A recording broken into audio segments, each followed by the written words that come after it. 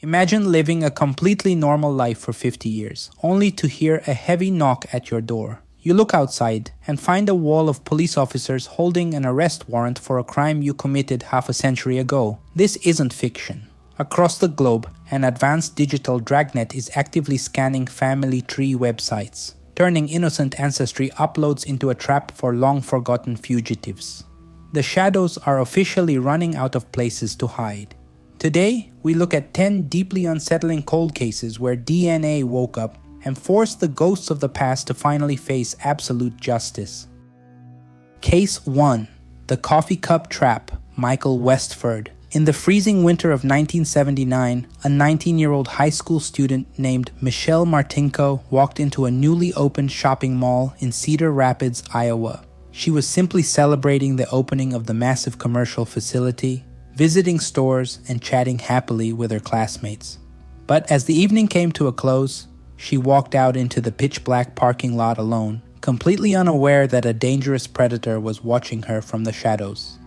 When she opened her driver's sidecar door, the attacker lunged forward, forcing his way inside the vehicle and launching a brutal personal assault. Her body was discovered inside the blood-soaked family car early the next morning, shocking the quiet, rural community to its absolute core. Local detectives immediately launched a massive homicide investigation, processing the entire car and chasing down thousands of public tips. They discovered defensive wounds on her hands, proving she had fought tenaciously for her life and had successfully scratched her attacker.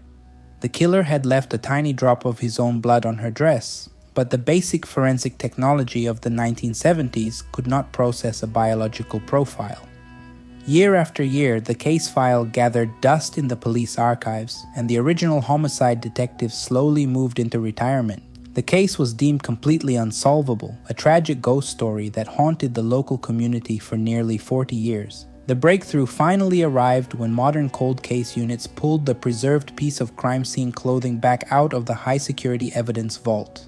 They extracted the pristine drop of blood and sent it directly to an advanced genetic genealogy laboratory. The specialists uploaded the DNA profile into an open-source ancestry database, mapping a massive family tree that skipped across multiple generations.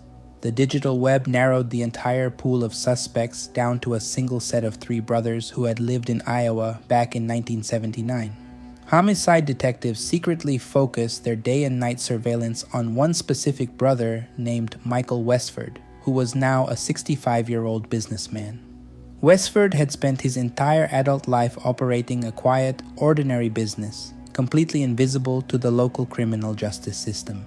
Undercover teams tracked Westford as he went about his normal daily routine, looking for any opportunity to safely secure a fresh sample of his biology. They followed him into a busy local food court, watching him closely from a nearby table as he drank a cup of coffee and used a plastic straw.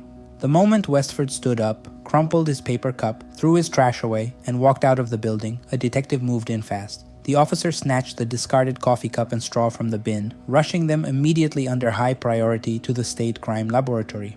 The genetic extraction came back with an absolute undeniable match to the pristine blood sample found on the 1979 dress. Michael Westford was arrested at his home on the exact anniversary of the crime, his 40-year illusion of total safety dissolving in a matter of seconds.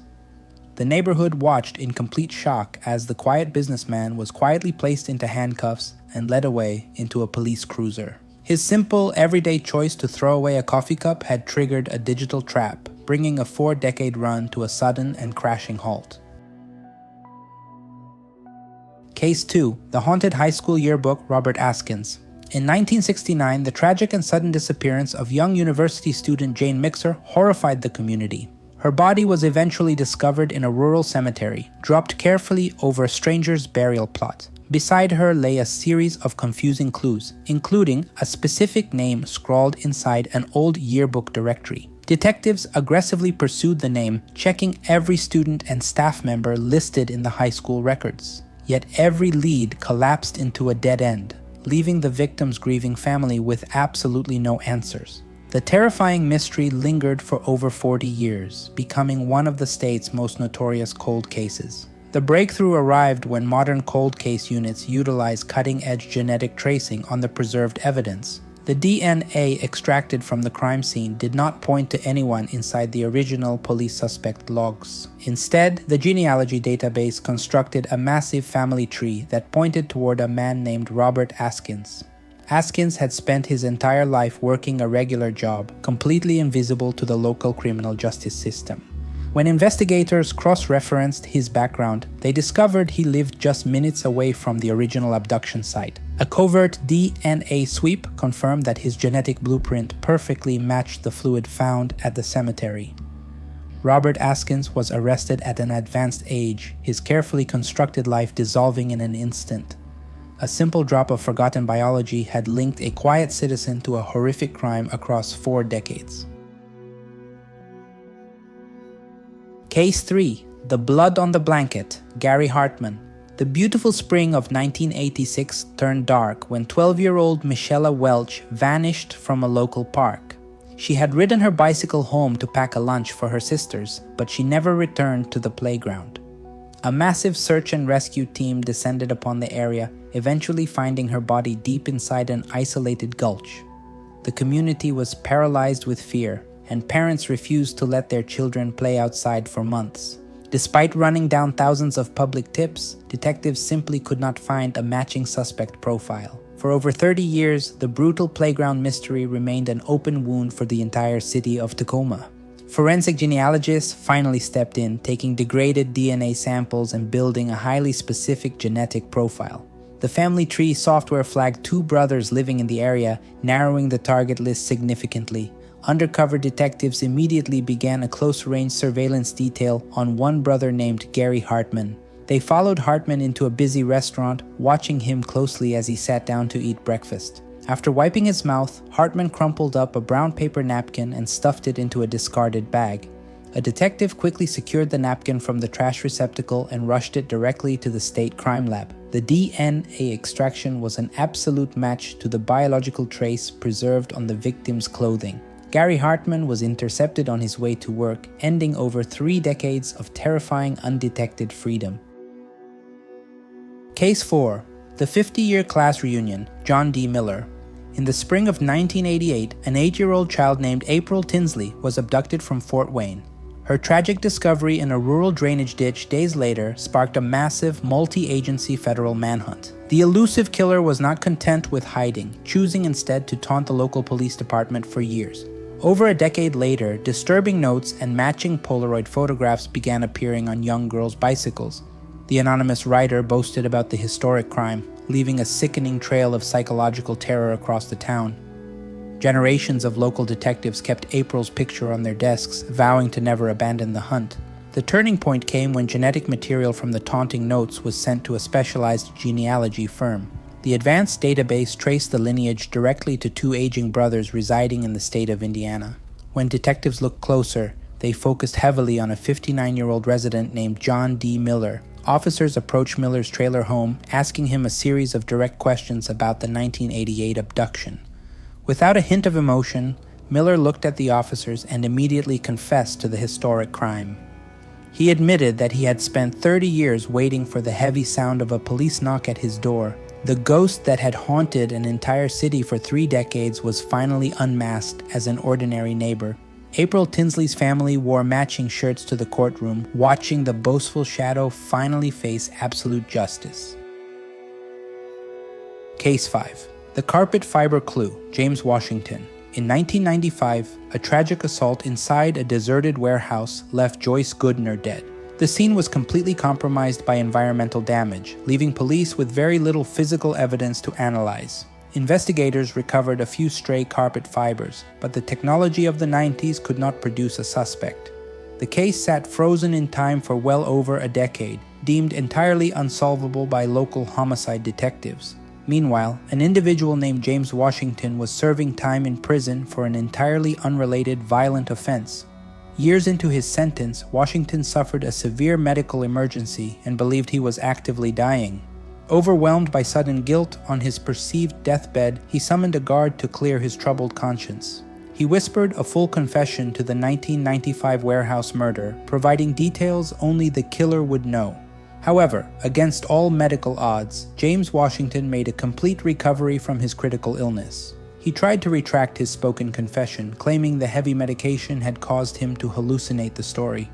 But detectives had already reopened the file, sending the old carpet evidence for advanced forensic testing. The modern DNA sweep matched Washington perfectly, solidifying his spoken words with absolute scientific proof. His calculated gamble to clear his soul backfired completely, extending his stay behind cold steel bars forever. The warehouse mystery was closed, proving that secrets often find a way out when the end seems near. Case 6. The Milk Jug Trap. Raymond D.J. Moody. In 2009, a 17-year-old student named Brittany Drexel vanished during a spring break trip. She walked out of a beachfront hotel in Myrtle Beach and simply blinked out of human existence. For years, her disappearance generated massive national media coverage, but every single lead proved entirely empty. Rumors floated through the criminal underworld, yet no physical body or suspect could be definitively located.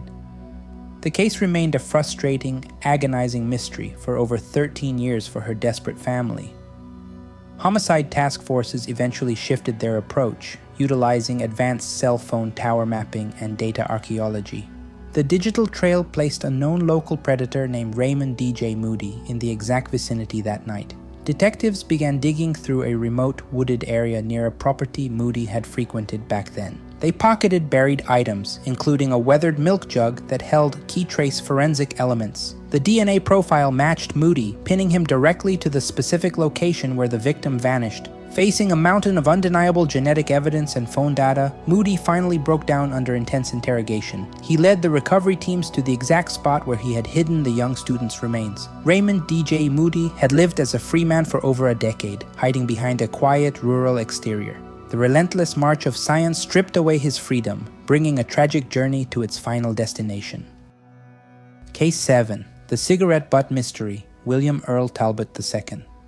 In the late autumn of 1987, a young Canadian couple vanished during a brief trip to Seattle. Jay Cook and Tanya Van Coilenborg never returned home, sparking panic across two separate countries.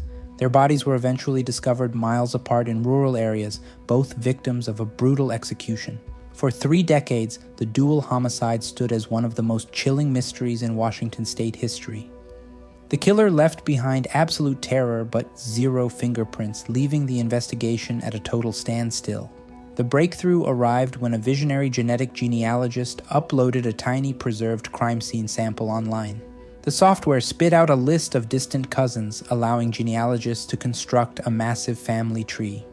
The tree converged on a single truck driver living in the region named William Earl Talbot II. Talbot had 0 prior criminal records, enabling him to live completely unbothered for over 30 years. Undercover agents shadowed his delivery route, waiting patiently for him to discard any personal item. He eventually tossed a used cigarette butt out of his truck window onto the asphalt below. Agents swooped in, collected the tiny piece of plastic material, and ran a high-priority DNA analysis. The laboratory results confirmed an exact match to the biological profile found on the victim's clothing. This historic arrest marked the first time in global history that a killer was convicted using genetic genealogy. Case 8. The Backyard Barrel Secrets. Terry Peter Rasmussen. In 1985, a hunter made a horrifying discovery inside a state park in Allenstown, New Hampshire. A heavy plastic barrel contained the remains of an adult female and a young child. 15 years later, a second matching barrel was found nearby, containing 2 more young children. The victims had no identification, and the killer had vanished into thin air without leaving a single trace. The unidentified victims became known globally as the Bear Brook Bodies, a haunting true crime mystery. The master key to the mystery was held by a man who used dozens of false identities. He went by names like Curtis Kimball, Gordon Jensen, and eventually died under a completely different alias. Forensic genealogists began working backward, using the children's DNA to reconstruct their maternal family lineage. The complex digital family tree eventually exposed the killer's true legal name, Terry Peter Rasmussen. Rasmussen was a transient master of deception who moved across states, changing his face and name constantly. The advanced science proved he was the biological father of one of the children found inside the barrels. He had spent his entire life running from the law, operating as an invisible chameleon in plain sight. Though he passed away before facing a jury, the science permanently branded him as a prolific monster. The long-forgotten victims finally received their real names back, stripping the chameleon of his ultimate secret. Case 10. The Unfinished Blueprint, John Sipos. In the late autumn of 1969, a young woman named Mary Scott was attacked inside San Diego. The young mother fought tenaciously for her life, leaving heavy defensive marks all over the crime scene. Despite an intense local investigation, the attacker fled the state, leaving behind a frozen mystery. For over 50 years, the case file sat in the archives, labeled an impossible-to-solve historical cold case.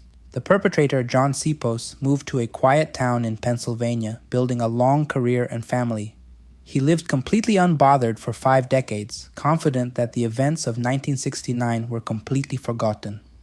Pampapas, the breakthrough arrived when a dedicated cold case detective sent the vintage DNA to a modern lab.